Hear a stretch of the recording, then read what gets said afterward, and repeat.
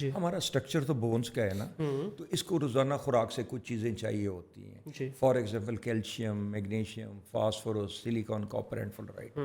اور اسینشیل چیز اس میں یہ ہے وٹامن ڈی. بالکل ایسے ہی ہے. وائٹامن ڈی ہماری اسکن پروڈیوس کرتی ہے in response to the sun rays جب وہ پڑتی ہے. اچھا، اس میں اب یہاں پہ آ کے تھوڑا سا میں فردر ایکسپلینیشن چاہتا ہوں کہ اس میں پرابلم اب یہ ینگ ایج میں بھی شفٹ ہو گیا ہے because of development in the modern science جی ایسے ہی ہے. اور ہماری عادات کی وجہ سے.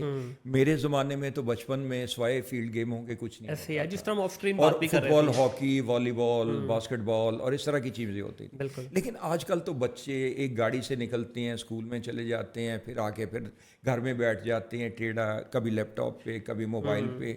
اور سن ریز کا ایکسپوئر کی اور فیلڈ گموں کی عادت جو ہے بہت کم پرسنٹیج میں رہ گئی ہے. ٹرو ایسے ہی ہے. اور اگر اللہ تعالیٰ کے نیچرل نظام جو ہمیں دی ہے اس سے اگر نامطابق رہیں، میں مثال دینا چاہوں گا، اگر آپ کے گھر میں گھاس ہو یا جو لوگ ولیجز آپ کے ناظرین ہیں، اگر فصل پہ دھوپ نہ پڑنے دیں، اس کو کھاد پانی بھی دیتے رہیں تو فلرش نہیں کرتی، سبز بھی نہیں رہتی. بالکل ایسے ہی ہے.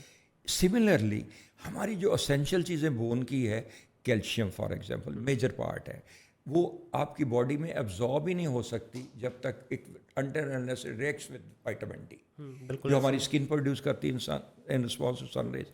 تو جب یہ چیزیں کمی آ جاتی ہے تو بونس میں ڈیجنریٹو چینجز آنے لگتی ہیں، ویک ہونے لگتی ہیں بونس.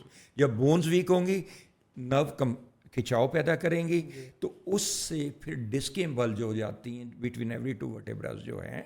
اور جب ڈسکیں بلج ہوں گی تو there will be compression on the exiting nerve roots, اور پھر وہ پارٹ باڈی کا افیکٹ ہونا شروع ہو جاتا ہے جس میں یہ کمپریشن آتا ہے.